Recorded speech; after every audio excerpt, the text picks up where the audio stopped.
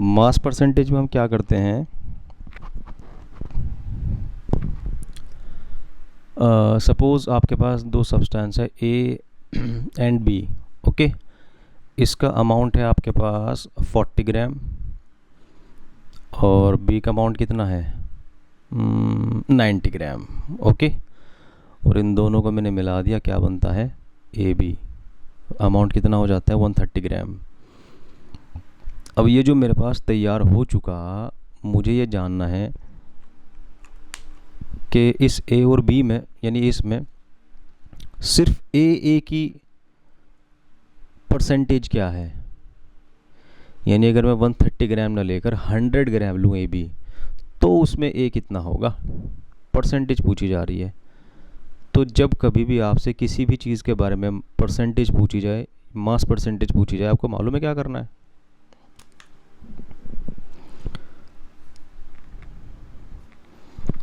जिसकी mass percentage पूछी जा रही है, जैसे मास परसेंटेज ऑफ ए, ठीक है, mass percentage of A is equal to क्या करना आप लोगों को, आपको करना है मास ए का नीचे ऊपर और नीचे क्या करना है टोटल, और मल्टीप्लाई कर देना है 100 से। और अगर बी की पूछ रहा हो तो mass percentage of B is equal to 90 gram divided by 130। यानी जिसकी भी मास परसेंटेज पूछेगा उसकी मास ऊपर रखनी है, वेट ऊपर रखना है और नीचे टोटल रखना है और मल्टीप्लाई कर देना है 100 के साथ। लेकिन आपको मैं सच बताऊं, टाइम बचाऊं, अगर आप ए निकाल देते हैं और बी का निकालने की बात आई तो बी की परसेंटेज ऐसे भी निकल सकती है 100 माइनस ए। यानी जितनी भी ए की परसेंटेज है उसे 100 में से माइनस कर देना, अभी आंसर आ जाएगा। यहाँ तक बात समझ में आई या नहीं। तो मास परसेंटेज आप सबको मालूम है कि परसेंटेज वर्ड कहाँ लगता है, जहाँ कहीं 100 में किसी भी चीज़ की बात चल रही हो। तो content of any substance in the 100 gram of a particular mixture, ठीक है, 100 ग्राम मिक्सचर है, उसमें जो सब्सटेंस की अमाउंट होगी 100 ग्राम में, एक पर्टिकुलर सब्सटेंस की जो अमाउंट होगी उसको बोला जाता है क्या, मास परसेंटेज। जिसको निकालने के लिए हम क्या करते हैं, weight of one of the components of a mixture and weight of mixture multiplied by 100। तो आपको मास परसेंटेज निकालना आया। छोटी सी बात बोल रहा हूँ, मास परसेंटेज निकालने के लिए आप सबको वेट ऊपर रखना है जिसकी मास परसेंटेज पूछी जा रही हो, और नीचे रखना है टोटल। क्लियर। एक क्वेश्चन आ रहा है, ए compound contains 4.07 hydrogen, 24.27 carbon and 71.65% chlorine, its molar mass is 98.96, what are the its empirical formula and molecular formula। ये आपके लिए बिल्कुल नया क्वेश्चन है, क्योंकि आप लोग फर्स्ट टाइम पढ़ रहे हो केमिस्ट्री, बिल्कुल ज़ीरो से पढ़ रहे हो। तो इसको आप लोगों को जानना है कि कोई भी कंपाउंड दिया गया उसमें आपके पास क्या है, उसमें कार्बन भी है, हाइड्रोजन भी है, क्लोरीन भी है। फ़िलहाल हाइड्रोजन की परसेंटेज जो दिखाई दे रही है मुझे, वो दिखाई दे रही है 4.07 और क्लोरीन की है 71.65 और कार्बन की कितनी है, कार्बन की है 24.27। भाई साहब, कोई कंपाउंड है, कोई फार्मूला है, उस फार्मूले के अंदर कार्बन, हाइड्रोजन की, क्लोरीन की परसेंटेज इतनी है। तो इस परसेंटेज का यूज़ करके उस फार्मूले को बताइए। ये क्वेश्चन आपके लिए बिल्कुल नया है, आपने इस तरह के क्वेश्चन किए भी नहीं होंगे 10th क्लास के अंदर, लेकिन आपको यहाँ पढ़ने को मिल रहा है तो आप ध्यान दीजिए। अगर आपके पास एलिमेंट की परसेंटेज हो और उससे मॉलिक्यूलर फार्मूला आपको निकालना हो तो कैसे निकालेंगे, एक एक स्टेप आपको नोट करना है, ठीक है। एक टेबल बनेगी इसके अंदर, यहाँ आपको लिखना है एलिमेंट, पूरा नाम मैं नहीं लिखूँगा, आप लोग लिख लेना, ई फॉर एलिफेंट नहीं, ई फॉर एलिमेंट, ठीक है। एलिमेंट लिखना है, उनका एटॉमिक मास लिखना है, या शॉर्ट फॉर्म में काम चलाइए, एलिमेंट लिखना है, उनकी परसेंटेज को डिवाइड करना है उनके मास नंबर से। तो एलिमेंट कौन कौन से हैं, कार्बन है, हाइड्रोजन है, क्लोरीन है। कार्बन की परसेंटेज कितनी दी गई भैया, 24.27 है ना। इसको डिवाइड करना है किससे, 12 से। कहा ना, मास, कार्बन का मास होता है 12। हाइड्रोजन की कितनी दी गई है, 4.07 डिवाइड करना है 1 से, क्योंकि हाइड्रोजन का 1 होता है। और क्लोरीन 35 परसेंटेज कितनी दी हुई है इसकी, 71.65 और नीचे किससे 35.5 से डिवाइड कर देना, ठीक है। अब आपके पास क्या निकल कर आएगा, ज़रा डिवाइड करना। आपको जब ये डिवाइड करने को मिलेगा 2 आ जाएगा, ठीक है। इसको डिवाइड करने को मिलेगा तो 4.07 आ जाएगा, और जब यहाँ डिवाइड करोगे ये भी 2 पॉइंट समथिंग के आसपास आ जाएगा। ओके, 1 मान लो। अब ये देखो सबसे कम क्या है, इसमें आपको सबसे कम दिखाई दे रहा है क्या? सबसे कम नज़र आ रहा है कार्बन। जो भी आपके पास कम नज़र आएगा उससे सबको डिवाइड करना आपको, ठीक है। डिवाइड कीजिए, कितना आ जाएगा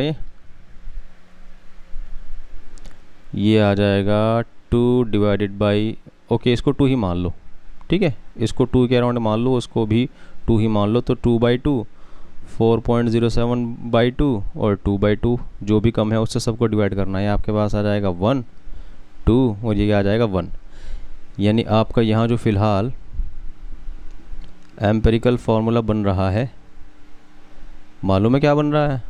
कार्बन कितने हैं 1, हाइड्रोजन कितने हैं 2, Cl कितने हैं, ठीक है। ये आपका एम्पेरिकल फार्मूला है फ़िलहाल।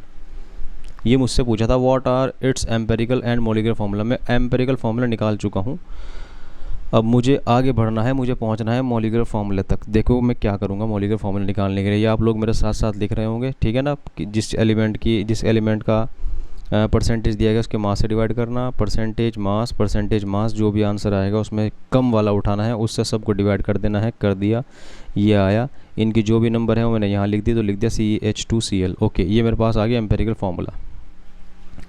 अब मॉलिक्यूलर फार्मूला कैसे निकाला जाता है मैं आपको बताऊँ। ये मतलब अब आप कॉपी पेन लेकर बैठे हो तो उसको नेक्स्ट स्टेप में लिख लेना।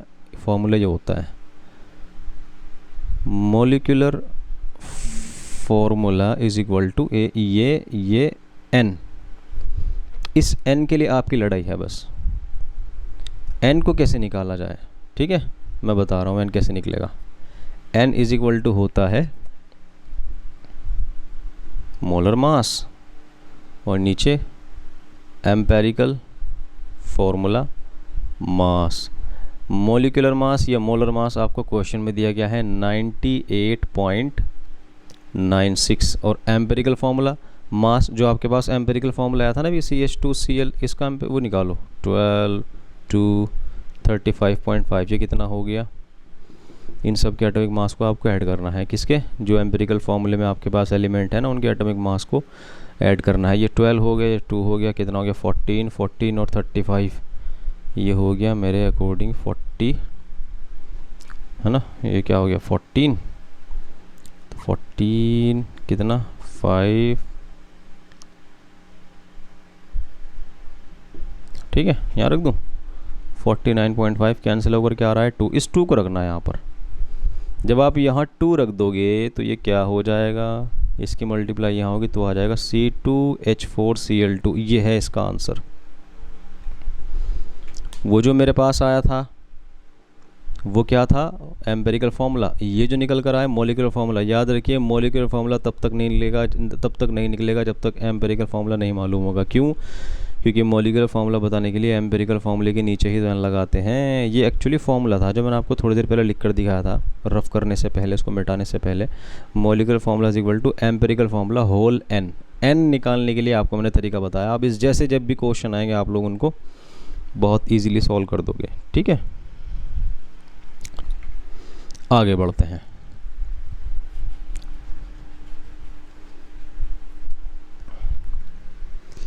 स्टोशियोमेट्री एंड स्टोशियोमेट्रिक कैलकुलेशन, ये क्या चीज़ होती है? ये ऐसी चीज़ है कि आपको कैलकुलेशन करने की ज़रूरत नहीं होती या वेन करने की ज़रूरत नहीं होती, बस फॉर्मूला देख कर ही बता देते हो कि किसी भी रिएक्टेंट की अमाउंट कितनी लगेगी और प्रोडक्ट के कितना बनेगा, ठीक है। देखो लिमिटिंग रीजेंट, ध्यान दीजिए, बहुत इंपॉर्टेंट टॉपिक है ये, आपको मैं बहुत सुकून के साथ पढ़ाऊँगा।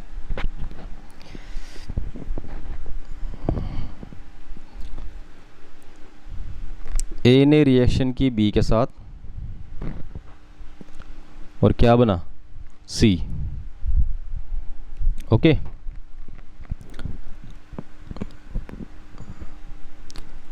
अब आपको देखना है, देखो मैं जो बोल रहा हूँ, इसकी 2 ग्राम थी, इसकी 2 ग्राम थी, ये बन चुका 4 ग्राम, ठीक। अगर मैं इसको 3 ग्राम ले लूँगा, 3 ग्राम ले लूँगा, ये बन जाएगा 6 ग्राम। क्यों? इसका 2 इसके 2 से रिएक्शन करता है तो 4 बनता है, इसका 3 इसके 3 से रिएक्शन करेगा तो 6 बनेगा ना। और अगर मैं इसका 8 और 8 ले लूँ 16, ठीक है। बस अब आपका स्टार्ट हो जाता है। मैं यहाँ ले रहा हूँ इसको 5 और यहाँ क्या ले रहा हूँ 15। 20 नहीं होगा। अब आपका टेस्ट होगा। मैंने आपको कहा था 2 2 4 बनते हैं, 3 3 6 बनते हैं, तो इसका 5 इसके 5 से रिएक्शन करेगा और ये बनेगा पता है कितना 10। ये बच जाएगा कितना 10।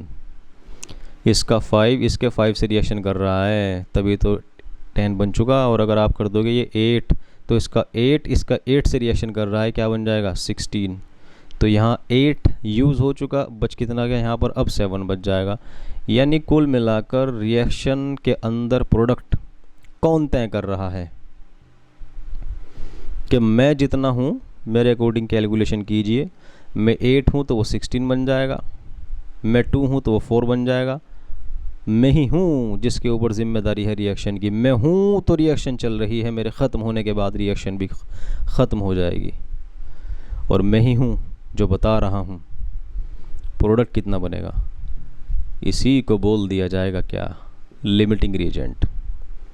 लिमिटिंग रिएजेंट वो रिएक्टेंट हैं जो रिएक्शन में पहले ख़त्म हो जाते हैं, पहले कंज्यूम हो जाते हैं, और वो रिएक्टेंट हैं जो बताते हैं कि प्रोडक्ट कितना बना है, प्रोडक्ट के अमाउंट को लिमिट करते हैं।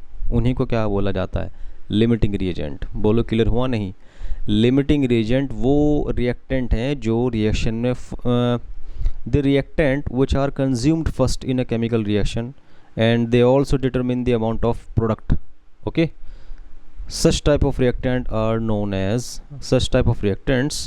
are known as limiting reagent। याद रखना याद रखना याद रखना, लिमिटिंग रिएजेंट हमेशा कम होगा, रिएक्शन में पहले ही ख़त्म हो जाएगा, और लिमिटिंग रिएजेंट ही तय करेगा कि प्रोडक्ट कितना बन रहा है। यहाँ तक क्लियर हो गया आपको? हाँ, अब बताना ज़रा। मैं इसको ले लेता हूँ 3, इसका 3 इसके 3 से रिएक्शन करके क्या बना रहा है 6। अब ये लिमिटिंग रिएजेंट हो गया। अगर मैं ये 8 ले लूँ, 8 + 8, बस अब ये 16 बनेगा। माफ़ करना, इस रिएक्शन के अंदर कोई लिमिटिंग रिएजेंट नहीं है। लिमिटिंग रिएजेंट आपको क्लियर हुआ क्या? इसको क्या कहूँगा? ओके, क्लियर हो गया आपको लिमिटिंग रिएजेंट? अब फिर से थोड़ी गड़बड़ कर देता हूँ, मैं इसको 18 कर चुका। ऑफ कोर्स ये लिमिटिंग रिएजेंट है क्योंकि कम अमाउंट है बेचारे का, पहले ही ख़त्म हो जाएगा। इसको क्या कहूँगा? ये जो रिएक्शन मेरी ये एक्सेस में आपको दिख रहा है, इसको बोला जाएगा एक्सेस रिएजेंट। जो रिएक्शन करने के बाद बच जाए उसको बोला जाता है एक्सेस रिएजेंट। जो रिएक्शन में पहले ही ख़त्म हो गया उसका तो कहना ही क्या, वो बेचारा लिमिटिंग रिएजेंट। दोनों चीज़ें आपको क्लियर हो गई। लिमिटिंग रिएजेंट ही है जो बताता है कि प्रोडक्ट कितना बनेगा। अगर आपको ये बात समझ में आ गई तो आप न्यूमेरिकल के लिए तैयार हो जाइए, क्योंकि लिमिटिंग रिएजेंट अपने आप में इम्पोर्टेंट होता है। रिएक्शन इन सोल्यूशन, ये रिएक्शन जो होती है एक्वस जो मतलब सोल्यूशन में होती है ना, जितनी भी, देखो ऐसा तो है नहीं कि आप नमक को और चीनी को मिला दोगे रिएक्शन हो जाएगी, नहीं। इनका एक ही फेज़ में होना ज़रूरी है। तो आप इसके लिए क्या करते हो, चीनी और नमक के बीच रिएक्शन कराने के लिए दोनों को पानी में डाल देते हो। चीनी भी एक्वस सोल्यूशन बना चुकी, सॉल्ट भी एक्वस सोल्यूशन बना चुका। अब इनकी रिएक्शन की पॉसिबिलिटी है, लेकिन हेट्रोजिनस मीडियम में रिएक्शन नहीं होती। हेट्रोजिनस क्या होता है? जिसमें दोनों के दोनों अलग अलग फेज़ हों, सॉलिड स्टेट में हो। होमोजेनस मीडियम का मतलब है कि जिस चीज़ को आपने डाला वो पूरी तरीके से डिज़ोल्व हो चुका। शुगर पानी में डल गया, होमोजेनस सोल्यूशन बना चुका। मिट्टी को पानी में डाला, उसने होमोजेनस सोल्यूशन नहीं बनाया, क्योंकि आपको सॉइल मिट्टी दिखाई दे रही थी। ठीक है, रिएक्शन होने के लिए होमोजेनस मिक्सचर का होना ज़रूरी है। नमक को पानी में डाला होमोजेनस, चीनी को पानी में डाला होमोजेनस, अब दोनों की रिएक्शन हो सकती है। क्लियर हुआ नहीं? ये आपका क्वेश्चन आ रहा है, calculate the amount of water produced by the combustion of 16 gram of methane. ये लिमिटिंग रिएजेंट पे क्वेश्चन है आपका, आपको समझना पड़ेगा। मुझे अब आपको लिमिटिंग रिएजेंट बताने की तो ज़रूरत है नहीं, मुझे तो ज़रूरत है कि लिमिटिंग रिएजेंट पे क्वेश्चन कैसा आएगा वो आपको सुनना है। Calculate the amount of water, okay no problem. सबसे पहले आपको याद होना चाहिए, जब आप मीथेन का कंबशन करते हो, मीथेन ये फार्मूला होता है मीथेन का, और इसका क्या कर रहे हो आप लोग, कंबशन। आपसे गुजारिश है कि याद रखें, मीथेन का फॉर्मूला होता है CH4 यानी हाइड्रोकार्बन। ऐसा कंपाउंड जिसमें हाइड्रोजन भी हो और कार्बन ही हो, उसको क्या बोला जाता है? हाइड्रोकार्बन। इसको मैं जला रहा हूँ ऑक्सीजन की प्रेजेंस में। और आप सब जानते हैं कि नहीं जानते तो अब जान लीजिए, हाइड्रोकार्बन जलने पर ऑक्सीजन तो चाहिए, इसके बगैर तो जलेगा नहीं। हाइड्रोकार्बन जलने पर हमेशा दो चीज़ प्रोड्यूस करता है, एक CO2 और एक क्या? H2O। बैलेंस करने का तरीका आपको बता रहा हूँ। पहले कार्बन देखते हैं, फिर हाइड्रोजन देखते हैं, फिर लास्ट में ऑक्सीजन देखते हैं। दोनों साइड में कार्बन कितने हैं ज़रा देखना। 1 है, कोई प्रॉब्लम नहीं है। हाइड्रोजन देखिए कितने हैं यहाँ पर, हाइड्रोजन 4 हैं यहाँ। अरे बाप रे, तो बैलेंस करना पड़ेगा ना। ये हो गया 2, बैलेंस हो चुका। और लास्ट में नंबर लेते हैं ऑक्सीजन का। आप लोग देखिए राइट साइड में ऑक्सीजन कितने हैं? 2 4 हो गए। और ये कितना है? 2। अरे ये क्या करना पड़ेगा? क्लियर हुआ क्या? ये एक बैलेंस्ड इक्वेशन है। क्लियर? अब आप इसको लिख चुके कि भाई मीथेन का जब भी कंबशन किया जाता है तो ये चीज़ जलती है, लेकिन मीथेन लग कितना रहा है, ये क्वेश्चन है। ठीक है, आप लोग इस कंडीशन में जब आपको ये जानना हो कि भैया इसमें कौन कितने अमाउंट में है, तो क्वेश्चन को एक साइड में रखकर मेरी ट्रिक जान लीजिए, बहुत आसान है।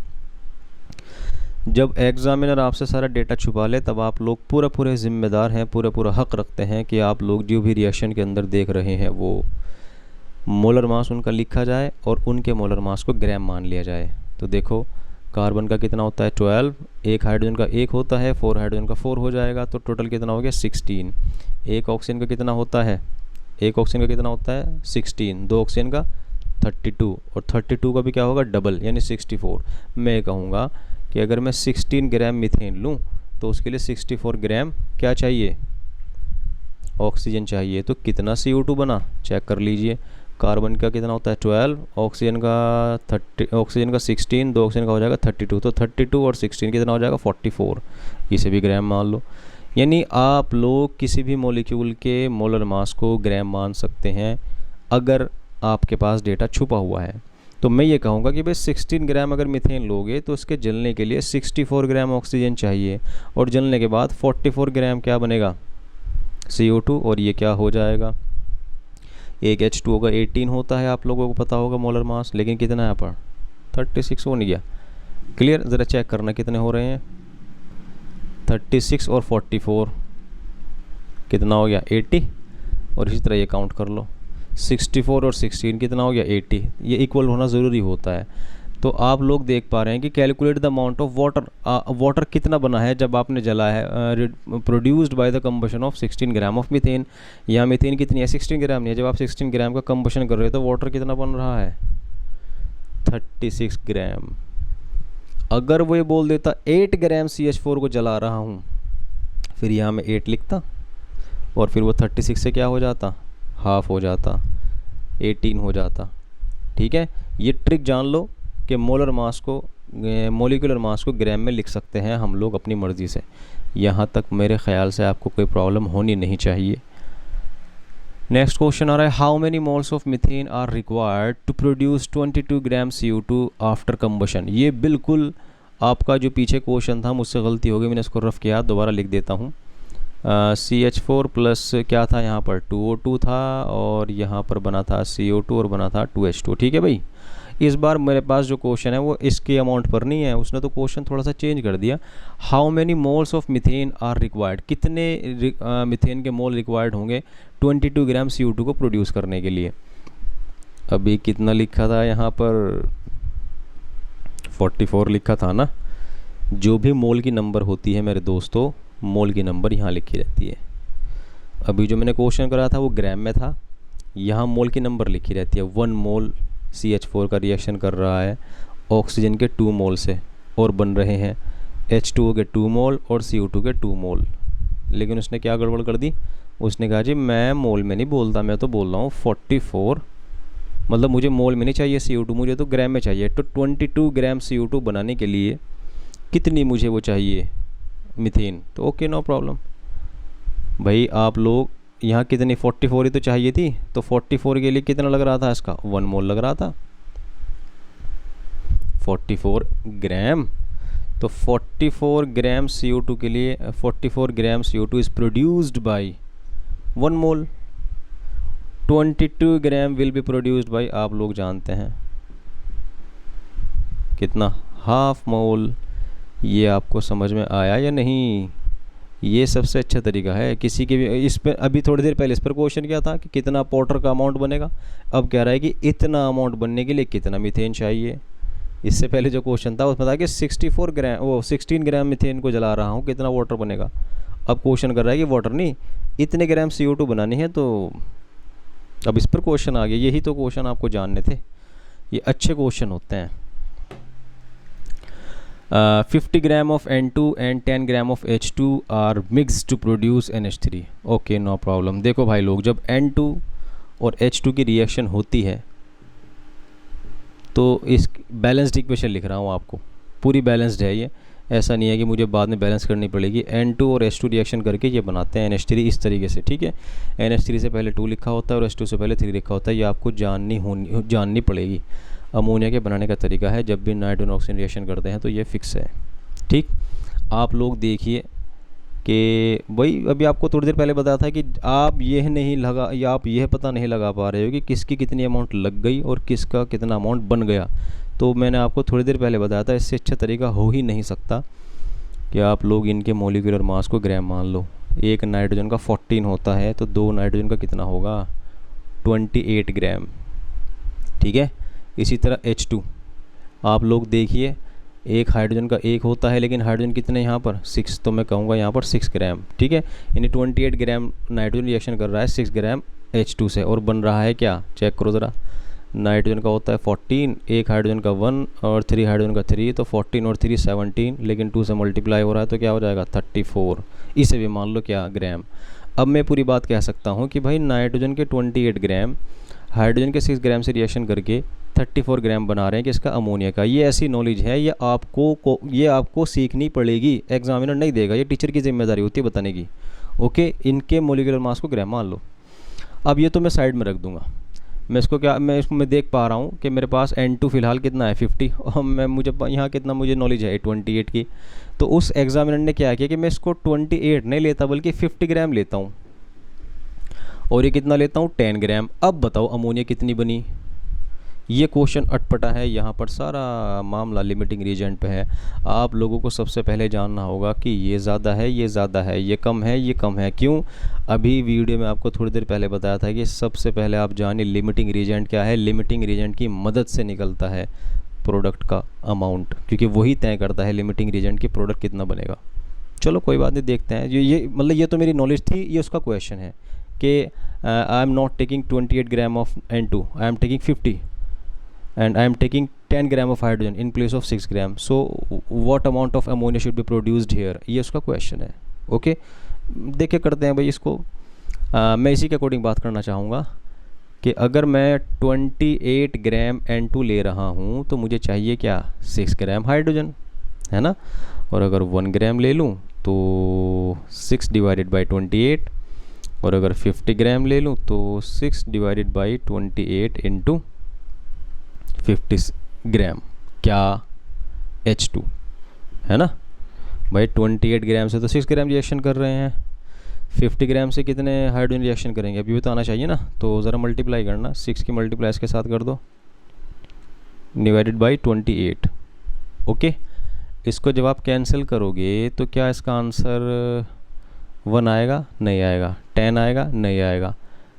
10 से तो ऊपर ही आएगा, क्यों, क्योंकि 28 इंटू 10 इज इक्वल टू क्या होता है 280, है ना। तो 28 अगर इसको डिवाइड करेगा तो इसका आंसर 10 पॉइंट से ज़्यादा ही आएगा भाई, क्योंकि 28 तो नहीं, 28 की मल्टीप्लाई जो 10 से कर रहा हूँ 280 आ रहा है। मुझे तो ऊपर 300 मिला है, तो मैं क्या करूँगा, इसका आंसर 10 से ऊपर आएगा नहीं, यानी इतने ग्राम लगेगी आपकी क्या, हाइड्रोजन। लेकिन आपके पास हाइड्रोजन है कितनी क्वेश्चन में, यानी 10 ग्राम हाइड्रोजन इससे रिएक्शन नहीं कर पाने की। बताऊं क्यों, देखो ध्यान ठंडे दिमाग से सुनना। अगर मैं 50 का 50 लगा रहा हूँ, तो 50 ग्राम नाइट्रोजन से पूरी तरह रिएक्शन करने के लिए मुझे हाइड्रोजन चाहिए कितनी, 10.7। लेकिन अफसोस मेरे पास हाइड्रोजन इतनी नहीं है, क्वेश्चन में इतनी है। तो कम कौन हुआ, यही तो हुआ, ये थोड़ा ही होगा। ये तो पूरा अगर लग रहा है ना, 50 ग्राम, तो 10 से काम चलेगा नहीं, 10.7।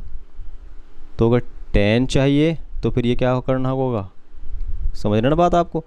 तो 50 ग्राम के लिए आपको 10 ग्राम से नहीं चलेगा काम, पूरे के पूरे 50 ग्राम के लिए आपको चाहिए 10.7 पूरे के लिए। तो कम कौन है, ये वाला। ये तय करेगा अमोनिया कितनी बनी है। बहुत अच्छा क्वेश्चन है ये। लिमिटिंग रीजेंट ढूंढ लिया मैंने, इसमें हाइड्रोजन है और अब मैं इसके अकॉर्डिंग कैलकुलेशन करूँगा। ये चीज़ आप लोगों ने जान लिया। तो यहाँ लिमिटिंग रीजेंट मैंने ढूंढ लिया, इसके अंदर कौन था, हाइड्रोजन। अब मैं ऐसे कैलकुलेशन करूँगा कि भैया 6 ग्राम प्रोड्यूस करता है कितना, 34 ग्राम।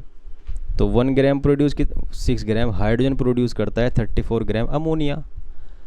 तो 1 ग्राम कितना करेगा, 34 डिवाइडेड बाई 6, और मेरे पास कितना है 10 ग्राम हाइड्रोजन। तो क्या होगा 34 divided by 6 into 10 gram of ammonia, इतना अमोनिया बनेगा। Very very good question. ये जो भी आपका आंसर आएगा वो ही बन जाएगा इसका answer. Calculate the amount of on, ये जो आपका आंसर आएगा वो अमोनिया का अमाउंट हो जाएगा। वो कह रहा है identify the limiting reagent in the production of ammonia in this situation. बता दें मैंने आपको, लिमिटिंग रीजेंट कौन है, हाइड्रोजन। क्यों, क्योंकि ये बेचारा कम है। क्यों कम है, 50 के लिए इतना नहीं चलेगा, 50 के लिए 10.7 चलेगा, जो मैंने आपको करके दिखाया। मास पर अभी आया था, बिल्कुल मास परसेंटेज अभी आता है, दोबारा से लिख दिया, कोई बात नहीं। ए की मास परसेंटेज निकालनी है तो मैं क्या करूँगा, weight of A plus weight of B multiply किससे कर दूंगा, 100 से। और अगर बी की परसेंटेज निकालनी हुई, यहाँ बी लिख दूंगा, उसका वेट बी का लिखूंगा, नीचे टोटल लिखूंगा, मल्टीप्लाई 100 से कर दूंगा। बोलो क्लियर हुआ या नहीं। यही तो चीज़ मुझे बतानी थी आप लोगों को, ये मैं आपको पहले पढ़ा चुका। A solution is prepared by adding 2 gram of a substance A to 18 gram of water. Calculate the mass percentage of solute. अरे वाह क्या बात है। सोल्यूट कितना जिसको मैं डिज़ोल्व कर रहा हूँ, 2 ग्राम। किस में डाल रहा हूँ, वाटर के अंदर। तो फिलहाल जो सोल्यूशन बन गया उसमें सिर्फ सोल्यूट की मास परसेंटेज बता दो। तो मैंने आपको बताया, तो अभी जिसकी भी परसेंटेज पूछेगा उसका अमाउंट आपको ऊपर रखना है। किसकी परसेंटेज पूछ रहा है, सोल्यूट की ना, तो सोल्यूट की परसेंटेज निकालने के लिए सोल्यूट के अमाउंट ऊपर और नीचे क्या, 2 + 18 क्या निकल कर आए भाई, ये तो सोल्यूट है, ये सॉल्वेंट है। 2 डिवाइड बाई 20 इंटू क्या आ रहा है ना, 10%। बहुत ही अच्छा क्वेश्चन था ये। अच्छा क्या, इजी था, परसेंटेज निकालनी थी, वही तरीका जो मैंने आपको पहले पढ़ाया है उसको फॉलो करते हुए मैंने इसका आंसर बता दिया। Mole fraction very very important, बहुत ही शानदार टॉपिक है। इस बार आप मास परसेंटेज के लिए जैसे वेट लिखते हो आप लोग ध्यान दीजिए। मोल तो मैंने आपको थोड़ी देर पहले बताया था ना, मोल को हम शो करते हैं एन से। मेरे पास 2 सब्सटेंस हैं ए एंड बी, इसका भी मुझे डब्ल्यू दिया गया है, ये रहा, और इसका मुझे एम भी मालूम है, ए का वेट ए का मास। इसी तरह ये मोल फिर किसके हो जाएंगे, मोल्स ऑफ ए है ना, मोल्स ऑफ बी बता दो। Moles of B is equal to, लो भाई, अरे यार सॉरी, ये बी हो गया और ये क्या हो गया, B. Weight of A mass of A, weight of B mass of B, moles of B moles of A. Clear. अब आप लोग ध्यान दीजिए मैं क्या पढ़ाने जा रहा हूँ। मोल निकालने के लिए डब्ल्यू और एम का होना ज़रूरी है, तभी मोल हाथ में आते हैं। यहाँ भी मोल हाथ में आएंगे। ये मोल फ्रैक्शन क्या है, ये तो मैंने मोल निकालने का तरीका बताया, आप जानिए क्या है। मोल फ्रैक्शन को हम शो करते हैं एक्स से। जिस चीज़ के मोल फ्रैक्शन निकालने होते हैं उसके मोल फ्रैक्शन को नीचे, उसके सिंबल को नीचे लिख देते हैं। तो मैं ए के मोल फ्रैक्शन निकाल रहा हूँ। मोल फ्रैक्शन निकालने का तरीका क्या है, moles of A moles of A moles of B. जैसे भी आप लोग मास परसेंटेज के लिए कर रहे थे ना, वेट रख रहे थे ऊपर नीचे टोटल और मल्टीप्लाई 100 से कर रहे थे, बट यहाँ 100 से मल्टीप्लाई नहीं होगा, बस मोल मोल रखने हैं। जिसके भी मोल फ्रैक्शन निकालने हैं उसके ऊपर रख देना, ठीक है, और टोटल रख देना नीचे। क्या निकल जाएगा आपके पास, मोल फ्रैक्शन। ये तो है 2 में से किसी एक कंपोनेंट के मोल फ्रैक्शन, और ये क्या है, ये मोल फ्रैक्शन है total mole fraction, sorry total moles, sorry, ये तो है मोल किसके, जिसके मोल फ्रैक्शन आप निकाल रहे हो, टोटल कंपोनेंट जितने भी आपके पास हैं उन कंपोनेंट में इस जिसके मोल फ्रैक्शन निकालने हैं उसके मोल ऊपर रख देना, नीचे टोटल मोल रख देना, आपके पास क्या निकल जाएगा, मोल फ्रैक्शन। तो मोल फ्रैक्शन है क्या, mole fraction is the ratio, mole fraction is the ratio of moles of one of the two component and total moles. Clear? मैं फिर बोलूँगा, जिसके मोल फ्रैक्शन निकालने हैं उसके मोल ऊपर और नीचे टोटल मोल, सबके मोल ऐड कर देते हैं। यही है मोल फ्रैक्शन की डेफिनेशन। मोलैरिटी, वेरी गुड, बहुत ही बढ़िया। देखो भाई, मोल का मतलब क्या हो, ये तो इस कंसेप्ट बहुत अच्छा है, आपको भूलना नहीं चाहिए। मोल को हम किस चीज़ से शो करते हैं, एन से, और मोल क्या होता है, W/M। ठीक है। अगर मैं आपसे कहूँ कि मुझे 1 मोल वाटर ला कर दो, क्या 1 मोल वाटर, इसका क्या मतलब होता है, 1 मोल वाटर का मतलब होता है कि N = W/M। अब आप सब जानते हैं कि वाटर का फॉर्मूला क्या होता है, H2O, तो H2O का M क्या रख दूँ, यहाँ पर 18 रख दूँ। अब आप लोग ईमानदारी से बताइए कि मैं यहाँ क्या रख दूँ कि मेरा आंसर 1 आ जाए। ऑफ कोर्स 18 ही तो रखना पड़ेगा, तभी तो कैंसिल होकर 1 आ रहा है ना, तभी तो 1 आएगा। यानी मुझे मोल को 1 मानने के लिए जितना M है उतना ही W रखना पड़ेगा। दोबारा बोल रहा हूँ मैं, जिस चीज़ का आप 1 मोल सुन लोगे उसका जितना M है उतना ही W रखना होगा। यानी मैं आपसे अगर कह रहा हूँ कि 1 मोल वाटर लेकर आओ, इसका मतलब है कि मैं आपसे 18 ग्राम वाटर मंगा रहा हूँ। यहाँ तक बात समझ में आई या नहीं? तो क्लियर हो गया ना। 1 मोल का मतलब है कि आप मोलर मास को इक्वल रख सकते हो किसके, W के। तो मैंने कहा जाओ 1 मोल सॉल्ट लेकर आओ, ये रहा 1 मोल सॉल्ट, NaCl। Na का कितना होता है 23, Cl का कितना होता है 35.5, इन्हें ऐड कर दो, क्या निकल आएगा 58.5। ये है मोलिकुलर मास। ठीक है। अगर आपने इतना ही W ले लिया तो इसका मतलब आपने क्या कह दिया, 1 मोल NaCl। तो आपने क्या किया, एक बीकर रखा, यहाँ तक 1 लीटर है मामला, लेकिन आपने क्या किया, थोड़ा सा पानी लिया और डाल दिया क्या, 1 मोल NaCl। नमक घोल दिया, कितना 58.5 ग्राम, क्योंकि 1 मोल है ना, जिसका भी 1 मोल कहेगा उसका जितना M है उतना W आप रख सकते हो। तो आप लोगों ने यहाँ वाटर रख दिया, उसके बाद इसके अंदर सॉल्ट डाल दिया, डिज़ोल्व किया, सॉल्यूशन बनाया। जब ये बेहतरीन तरीके से घुल जाए नमक, कि यार अब तो इसके अंदर और कुछ बचा ही नहीं, तो अब इसके अंदर पानी डालना है आपको। पता कहाँ तक डालना, जब तक ये 1 लीटर ना हो जाए। अब ये आपके पास क्या तैयार हो गया, सॉल्यूशन। कितना सॉल्यूशन है आपके पास, 1 लीटर, और इसमें क्या है 1 मोल, किसके, NaCl के। तो आप कहना कि सर ये जो मैंने सॉल्यूशन तैयार कर लिया ना, ये है मोल पर लीटर, किसका, ऑफ सॉल्यूशन। यार ये मोल किसके थे सर, ये इसके थे, सोल्यूट के। सोल्यूट कौन था, NaCl। तो यानी मैं ये कह रहा हूँ जो सोल्यूट के मोल घुले होते हैं 1 लीटर सॉल्यूशन में, उसे ही कहा जाता है मोलैरिटी। Molarity, molarity. ठीक है। मोलैरिटी को जानने के लिए आप लोगों को सोल्यूट के मोल घोलने होंगे, किस तरह, पर लीटर। और ऐसा मत कर देना कि पहले आपने 1 लीटर ले लिया फिर इसके अंदर सोल्यूट। अरे भाई, जब आप सोल्यूट मिलाओगे तो ये लीटर बढ़ नहीं जाने का, ऊपर तक नहीं आ जाने का, ये गलत है। आप लोगों को सबसे पहले थोड़ा सा पानी लेना है, उसमें डिज़ोल्व करना है, घोलना है, फिर जब वो पूरा घुल जाए 1 लीटर तक उसको मेकअप कर देना है। ऐसे बनता है सॉल्यूशन। 1 लीटर पहले नहीं लिया जाता। क्लियर हुआ नहीं? तो आपको पहले थोड़ा सा ही पानी लेकर उसमें डिज़ोल्व करना होगा। तो इसकी डेफिनेशन क्या दूँ, लिख लीजिए आप, कॉपी पेन ले, moles of solute present in 1 litre of solution is called molarity. ये मोलैरिटी को हम कैपिटल M से शो करते हैं। ठीक है। अब आपको फॉर्मूला मिल गया N/N, N की जगह N/L, N की जगह मैं क्या रख सकता हूँ, W/M। N की जगह रख दिया, क्योंकि मैं आपको बता चुका कि N क्या होता है, W/M। लीटर की जगह आप क्या लिखोगे, V, वॉल्यूम, काहे में, लीटर में।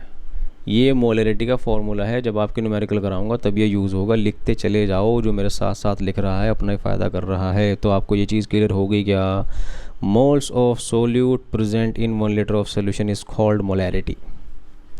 यहाँ तक कोई दिक्कत नहीं होनी चाहिए।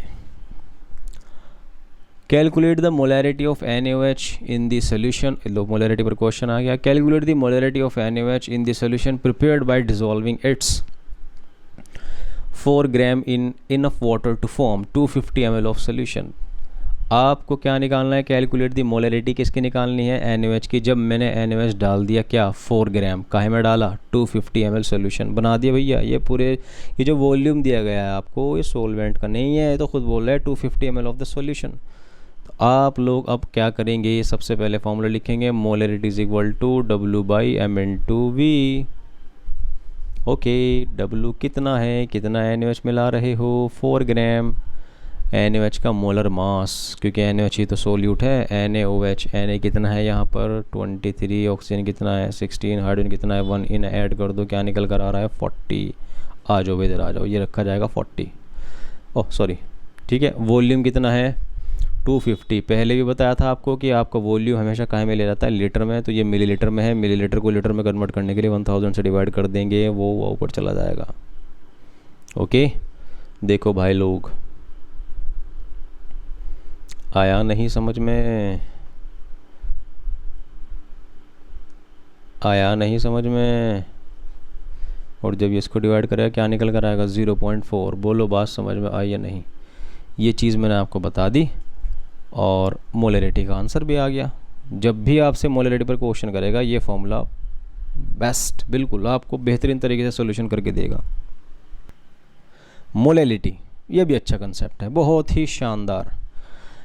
जैसे मोलैरिटी था, आपने थोड़ी देर पहले क्या लिया था? एक बीकर सा लिया था, उसमें थोड़ा सा पानी लिया था, फिर सॉल्यूशन बनाया था, फिर 1 लीटर तक मेकअप किया था ना। इसमें ऐसा कोई चक्कर नहीं है, आपको पहले ही पानी लेना है और 1 लीटर नहीं लेना है, बल्कि पता कितना लेना है? 1 kg। 1 kg क्या वाटर, या क्या वाटर बोलो, 1 kg सोलवेंट, क्योंकि दुनिया में बहुत सारे सोलवेंट हैं। ओके, इसके अंदर आपको डाल देना है क्या? वही 1 मोल NaCl। 1 मोल का मतलब क्या है? 58.5 ग्राम। अभी थोड़ी देर पहले मैंने आपको बताया था, वीडियो को पीछे ले जाकर देख देना। जिसका भी 1 मोल बोलता है उसका जितना W हो, जिसका भी 1 मोल बोलता है उस सब्सटेंस का जितना M होता है उतना W रख देते हैं। ये मैंने कर दिया 58 पॉइंट, उसको धड़ाक जैसे इसके अंदर डालो। तो आप कहना कि सर मैंने इतने ग्राम डाला, या कह दो 1 मोल NaCl डाला। काहे में डाला? वाटर के अंदर डाला। वाटर कितना था? 1 ग्राम था, 1 किलोग्राम था। ओके, मोल पर, अभी आपने थोड़ी देर पहले मोल पर लीटर बताया था, V था यहाँ पर, वो सॉल्यूशन का था। ये है मोल पर kg, किसका? सोलवेंट का। तो जो उसकी मोलैरिटी की डेफिनेशन थी वो इसकी हो जाएगी। मोलैरिटी की डेफिनेशन थी मोल पर लीटर ऑफ सॉल्यूशन, मोल पर केजी ऑफ सॉल्वेंट। डेफिनेशन लिख लो अगर आप कॉपी पेन लेकर बैठे हो। Moles of solute present in 1 kg of solvent is called molarity. और इसको हम स्मॉल m से शो करते हैं, डैश भी लगा देते हैं कभी कभी। तो मोल पर kg, ये कैपिटल W है। अब फिर वही बात आती है, n की जगह मैं क्या रख सकता हूँ? W/m, और कैपिटल W की जगह लिख सकता हूँ ये, है ना, n की जगह W/m, और ये एज इट इज लिखा हुआ। ये फॉर्मूला आपका आ गया किसका निकल कर? मोलैरिटी का। याद रखना, जब भी न्यूमेरिकल स्टार्ट होंगे इसका यूज़ करूँगा। यहाँ तो कोई प्रॉब्लम तो नहीं होना चाहिए भाई आपको, ठीक है। मोलैरिटी भी finish. The density of 3m, इस m का मतलब होता है मोलैरिटी, ठीक है। देखो मेरी बात सुनो, मोलैरिटी इज इक्वल टू क्या होती है? N/L, ठीक। तो यहाँ पर आपको n की जगह, m की जगह क्या चाहिए? 3 चाहिए। और मैंने आपको बताया था कि मोलैरिटी जो होती है वो होती है मोल पर लीटर। ईमानदारी से बताइए, ये लीटर तो 1 रहता है, 1 लीटर फिक्स है। ओके, आपको 1 लीटर चाहिए, n कितना रख दूं? यार ये तो रखूँगा 3 मोल पर लीटर। तो आंसर यही नहीं आ रहा। यानी मैं आपसे बताना चाहता हूँ कि जिसकी जितनी मोलैरिटी दी होती है उसके उतने ही मोल हो जाते हैं। अगर ये 3m दिया हुआ है ना, इसका मतलब 3 मोल है यहाँ पर। ठीक है। और अगर किसी की मोलैलिटी देगा तब भी यही बात है, जिसकी जितनी मोलैरिटी उसके उतने मोल, जिसकी जितनी मोलैलिटी उसके उतने मोल। ये आपको याद रखना है। तो मैंने जानबूझकर क्वेश्चन नहीं पढ़ा, आपको ये बताया क्योंकि मुझे इसको यूज़ करना है। देखो 3m का मतलब है कि m की जगह क्या आना चाहिए 3, और 3 कब आएगा, जब 3 मोल डिज़ोल्व हो पर लीटर, तो मोल तो 3 आ रहे ना, ठीक है। ये बात आप सुन लीजिए। तो डेंसिटी है मेरे पास सोल्यूशन की कितनी, 1.25 ग्राम पर ml। कौन सा सोल्यूशन, जिसकी मोलरिटी कितनी है। मेरे पास एक सोल्यूशन है जिसकी मोलरिटी कितनी है और उस सोल्यूशन की डेंसिटी कितनी है। Calculate the molality of the solution, वो मोलैलिटी पूछ रहा है। देखो भाई लोग, मोलैलिटी इज इक्वल टू क्या होता है, मोलैलिटी मोल पर, अभी तो बता था आपको मैंने, ठीक है। अब मुझे ये तो पता है कि मोल कितने रखे जाएंगे यहाँ 3, क्योंकि अभी मैंने आपको बताया था कि पढ़े ही उसने मोलैरिटी दी हो। दोबारा बोल रहा हूँ मैं आपके लिए, जिसकी जितनी मोलैरिटी उसके उतने मोल, जिसकी जितनी मोलैलिटी उसके उतने मोल। तो यहाँ अगर मोलैरिटी 3 दी हुई है यानी 3 मोल है, और यहाँ भी तो मोल ही लिखने हैं मुझे, तो यहाँ तो 3 हो गया। आपकी लड़ाई अगर होगी तो इस सॉल्वेंट की अमाउंट निकालने के लिए होगी। ये टेढ़ी खीर है और पूरा क्वेश्चन ही आपको बताना पड़ेगा मुझे। वेरी वेरी इंपॉर्टेंट क्वेश्चन है, बहुत ज़्यादा टफ भी है क्योंकि आप लोग फर्स्ट टाइम पढ़ रहे हो, लेकिन मज़ा आएगा इस क्वेश्चन को करने, मज़ा आएगा आपको। चलो कराते हैं।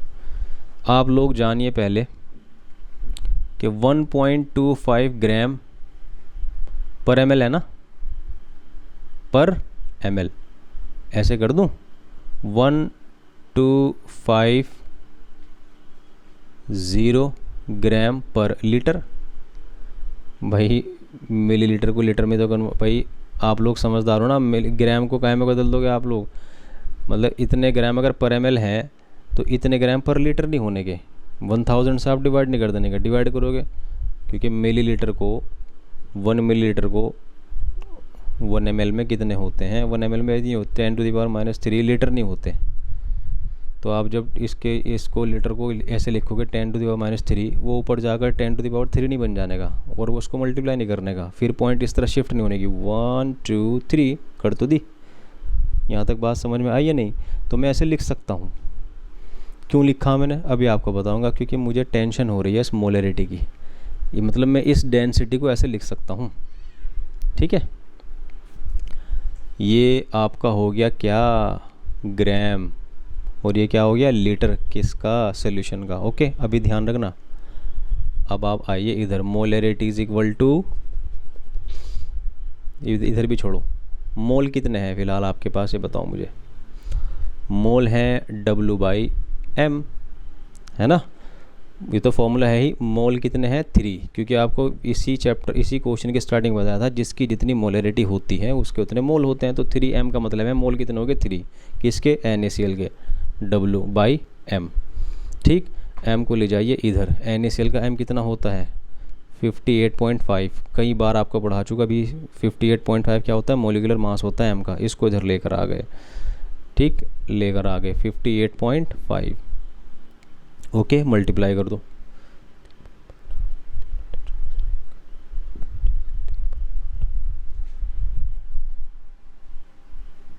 लो जी, इतने ग्राम NaCl के प्रेजेंट हैं, काहे में, इतने ग्राम NaCl के प्रेजेंट हैं सॉल्यूशन में। क्यों?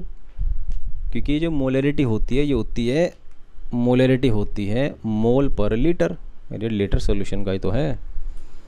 और ये n क्या थे, मोल थे किसके, NaCl के। तो मैंने जो NaCl के मोल की मदद से ग्राम निकाला है, ये सॉल्यूशन में ही तो प्रेजेंट है, ठीक।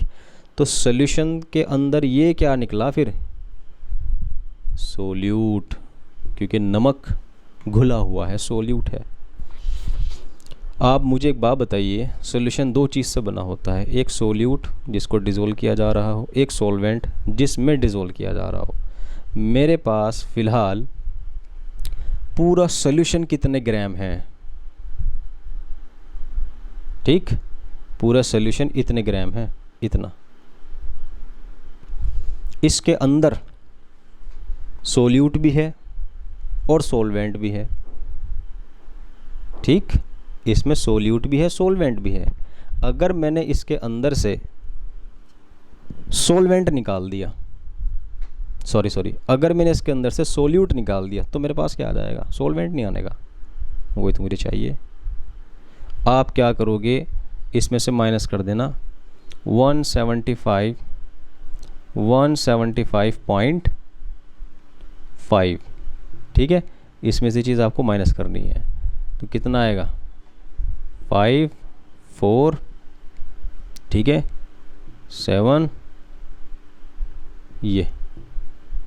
ये जो आपके पास निकल कर आया ये है सॉल्वेंट, सोल्यूट, सॉल्यूशन। मुझे मतलब है कि इससे क्यों? क्योंकि मुझे यही रखना है यहाँ पर। आया समझ में? नहीं, लेकिन ये चीज़ जो आपकी आई है ये आई है ग्राम में। जब आप यहाँ रखोगे इसे चुपचाप रखने के बाद 104.5 किलोग्राम में कन्वर्ट करने के लिए इसको 1000 से डिवाइड करोगे, 1000 कहाँ चला जाएगा? ऊपर चला जाएगा ऐसे। अब आपका जो भी आएगा वो आंसर होगा। वेरी वेरी इंपॉर्टेंट है। नहीं समझ में आया या आधा अधूरा समझ में आया, वीडियो को पीछे ले जाकर दोबारा देखना। मोलैरिटी से मुझे मोलैरिटी तक पहुंचना था, कैसे मैंने डेंसिटी का यूज़ किया ये आपको पता होना चाहिए। बहुत ही अच्छा क्वेश्चन था ये, और शायद सबसे टफ भी था। इसको आप लोग नोट कर रहे होंगे मेरे साथ साथ, जहाँ तक मैं उम्मीद रख सकता हूँ आपसे, ठीक है। Calculate the molecular mass of the following. इनके मोलिकुलर मास निकालने हैं आप लोगों को। मोलिकुलर मास निकालने का मैंने आपको तरीका बताया था कि इनके एटॉमिक मासेस को ऐड कर दिया जाता है, ठीक है। तो कैसे निकालेंगे? ऑक्सीजन का होता है 16, हाइड्रोजन का 1 होता है, तो 2 हाइड्रोजन का कितना हो जाएगा? 2, कितना आएगा? 18। इसका आंसर 18 आ गया। CO2 कार्बन का कितना होता है? 12। ऑक्सीजन का 30, ऑक्सीजन का 16 होता है, लेकिन 2 ऑक्सीजन है तो 16 2 जा 32, कितना आ जाएगा? 44। ये CO2 का आ गया। और कार्बन का क्या होगा? कार्बन का होता है 12, एक हाइड्रोजन का 1 होता है तो 4 का 4 होगा, क्या निकल कर आएगा? 16। ये इन तीनों के क्या निकल के आ चुके? मोलर मास, और वो इसने मुझसे पूछे थे।